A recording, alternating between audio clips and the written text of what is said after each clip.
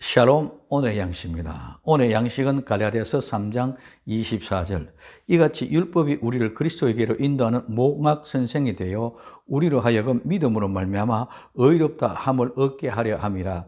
아멘. 이 말씀을 가지고 몽학 선생에 대해서 알아봅니다. 첫째, 율법이 우리를 그리스도에게로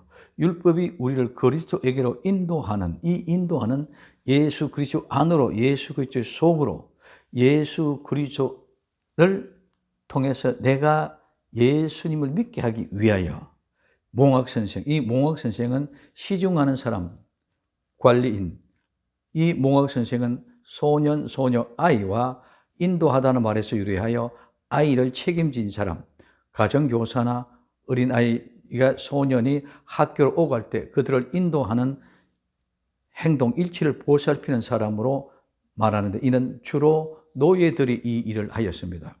율법은 우리를 그리스도께로 인도해 주시는 몽학 선생, 이 몽학 선생은 또한 교세와는 구분이 됩니다. 몽학 선생은 한자로 어둘 몽자, 즉 사리에 어둡다, 어리석다, 어리다. 배울 학자, 먼저 선자, 날생자입니다.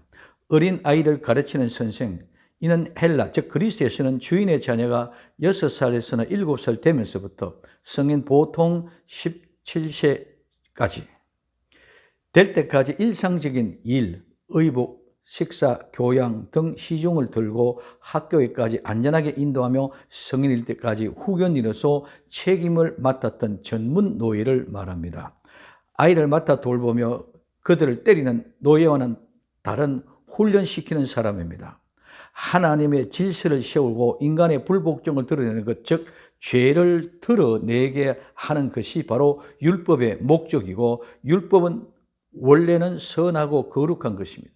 그래서 로마서 7장 12절에 이로 보건대 율법도 거룩하며 계명도 거룩하며 의로우며 선하도다 말하고 있습니다. 그러나 새로운 시대를 열어놓은 예수 그리스도의 오심으로 이 율법의 기능이 끝이 났습니다.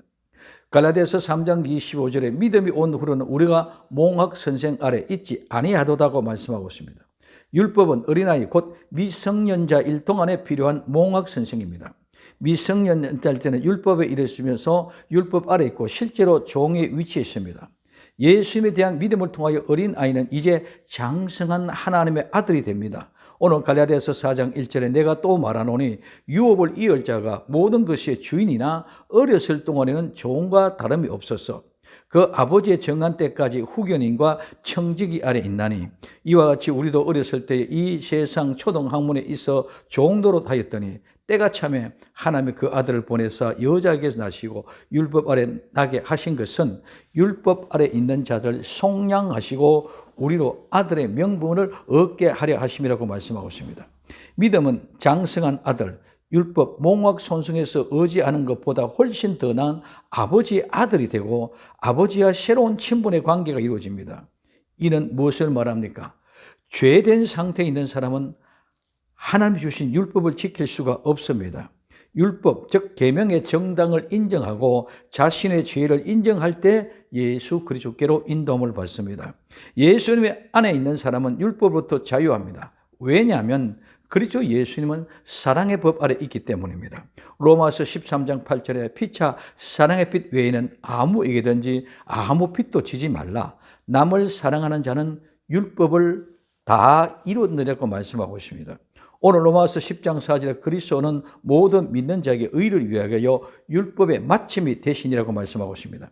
율법은 초등학문으로 말하지만 율법을 반대하거나 절대로 불필요한 것이 아닙니다. 율법은 교육적인 역할을 하는 몽학 선생입니다. 예수님은 영원한 분으로 율법 안에나 믿음 안에나 모두를 자라게 해서 성숙하게 하여 믿음의 온내가 결코 값없는 것이 아니란 것을 말합니다. 육신은 어린아이로부터 자라 성숙해지듯이 반드시 율법 몽학 선생이 필요하며 깨달아 알게 될 때, 죄인인 것을 알게 될 때 그리스도 예수님 안으로 들어오게 하는 것입니다. 이 사실이 성숙한 성도, 장성한 분량, 믿음으로 의인이 된 하나님의 아들이 되는 것입니다. 반드시 율법이 있어야만 죄를 알고 죄를 알아야만 믿음 안으로 들어오게 되는 것이기 때문입니다. 절대가 아이가 태어나지 않고는 자라나지 않고 성숙한 사람이 될 수 없는 것과 같은 것입니다. 되어, 이 말은 생겨나다, 일어나다, 만들어지단 말입니다. 우리를 예수님께로 인도하기 위하여 몽학 선생이 되었다는 말입니다. 즉, 이 말은 믿는 사람들은 예수님께로 인도하기 위하여 몽학 선생, 율법이 만들어졌다는 것입니다. 그러므로 그 율법을 가르치면 영원하신 예수님을 알 수 없기에 시간과 공간 속에서 우리를 가르쳐 믿음으로 인도하기 때문입니다. 반드시 율법은 필요합니다. 중요하지 않다, 필요하지 않다, 필요 없다는 의미가 절대로 아닙니다. 그렇기 때문에 반드시 율법은 필요하며 중요합니다. 그래서 예수님은 율법을 온전케 하려 오신 것입니다. 마태복음 5장 17절에 내가 율법이나 선지자라 폐하러 온 줄로 생각하지 말라. 폐하러 온 것이 아니요 온전케 하려 함이라고 말씀하고 있습니다. 로마서 13장 10절에 사랑은 이웃에게 악을 행치 아니하니 그러므로 사랑은 율법을 완성이라고 말하고 있습니다. 율법의 완성의 사람입니다. 율법의 완성은 사랑입니다. 예수님의 이 사랑을 바로 알고 바로 믿고 바로 살아 온전한 믿음의 사람이 될 수 있기를 예수님의 이름으로 부탁을 드립니다. 기도합니다. 우리는 율법의 몽학 선생으로 인도를 받아 죄를 알고 죄를 안 그 사람이 믿음의 사람을 됨을 깨닫고 감사하는 복된 성도 되게 하옵소서.